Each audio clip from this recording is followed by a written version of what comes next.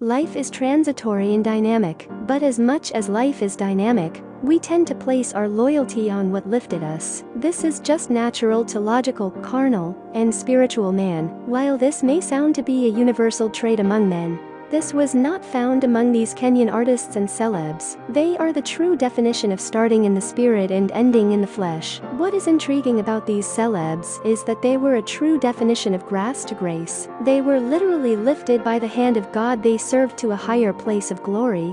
Or should we say ashes for beauty? We shall be objective as we dive deeper into their lifestyle, and maybe by deduction and observation, we might be able to tell the true reason for the switch. Before we highlight these celebs and reasons why they quit a godly lifestyle, please subscribe to our channel, like, share, and comment. Thank you for subscribing. May this new year bring joy and success to you and your household. Number 1. Willie Paul. Willie Paul, whose real name is Wilson Abubaker Radito, is a Nairobi-based Kenyan artist and songwriter. Willie Paul was born in the Mathur slums in September 1993 to Mr. and Mrs. Paul Radito. Wilson dropped out of school in 2011 due to financial constraints, and just like Jesus's father, his father was a carpenter while his mother was a hairdresser. Willie Paul worked wakali jobs to help support his mother. Today, he is the president and founder of Saldito International Entertainment. At the 2013 Groove Awards, Paul was named Male Artist of the Year.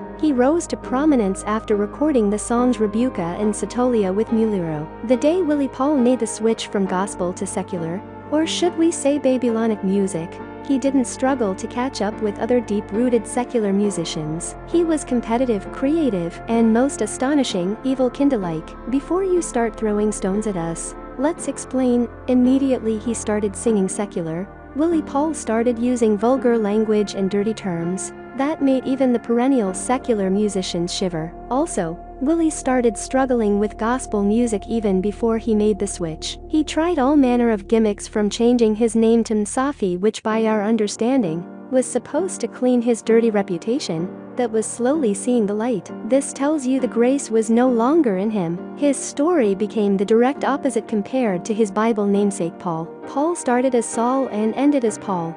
But Willie Paul started as Paul and ended as Saul. In short, Willie Paul despised what lifted him, and his flesh overpowered him, and Babylon was added a worker the day he made the switch. Number 2. Mr. Seed. Moses Terrace Amondi, also known as Mr. Seed, is a well-known Kenyan performer and musician. Mr. Seed made his name in the gospel industry by releasing songs that would spirit build and direct him to the right path. Their song with Bahati Scummed made an influence on the airwaves through its danceability and warmth. Mr. Seed held on gospel music until he wouldn't. After making the switch and marrying his longtime sweetheart, scandals started following him. A lot has been alleged about him, but we won't be mentioning them. This is a clear indication that his switch to secular started a long time before he made it public. What he did in secret was already betraying him. And now to the Babylon fold, one was added. Number 3. Masterpiece. After releasing gospel songs one after the other, Masterpiece has decided to cross the floor by doing a collaboration with Genjitin. And just like his predecessors,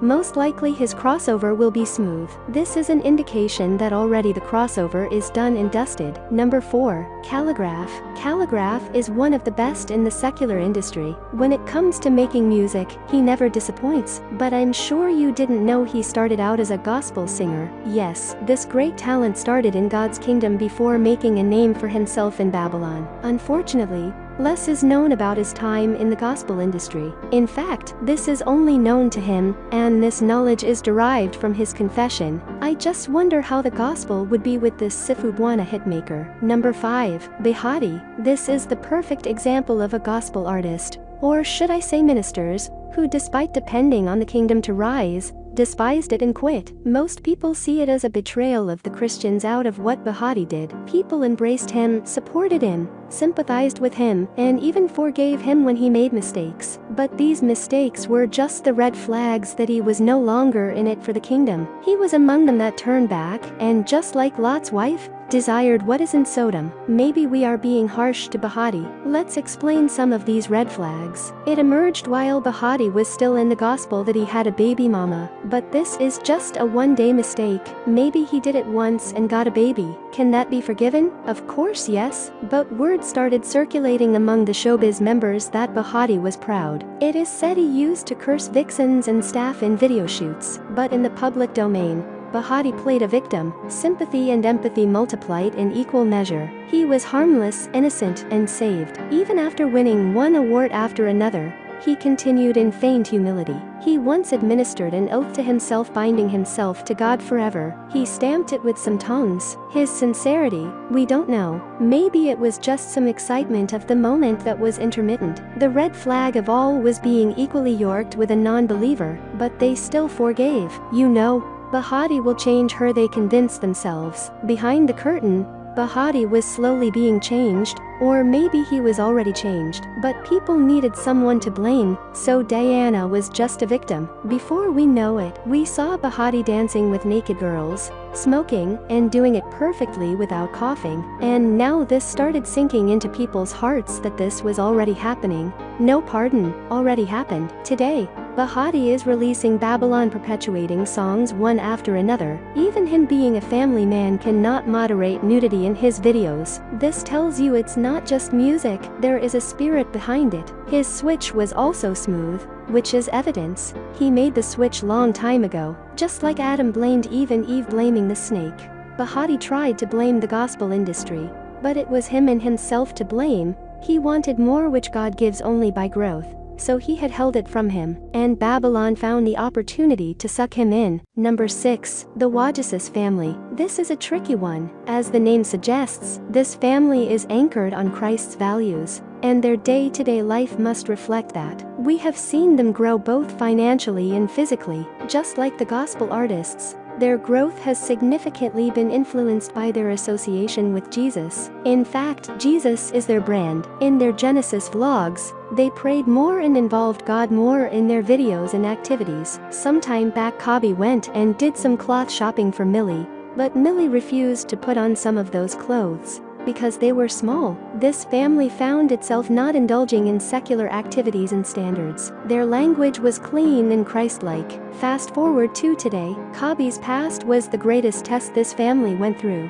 It came out in the limelight that Kabi sired a baby with his first cousin. This was a bombshell that would break their family and maybe their influencing careers. But this made their family stronger and stronger. But what worried many is the way they handled that scenario. They denied, and lied about it. Yet, all along they knew it was a past mistake, so no need to crucify them, but lying about it. Let's dig deeper into their lifestyle today. Is Millie shy about putting on dresses that expose her body today? No, she has now come of age. Is it really coming of age, or it is the Babylon way of life? The Christ they represented has been given a backseat. They drive him to fit in their new lifestyle. The language in their vlogs has been slowly becoming dirty from one video to the next. I know they have loyal fans, but before they crucify us, they should analyze this information. There is no difference between their lifestyle with the lifestyle of secular families. This is a baby bump shoot. Millie did compare herself to Rihanna. Rihanna, yes, the goddess in Babylon, has some influence on the Wajasis. Look how naked Millie is in this image. Remember,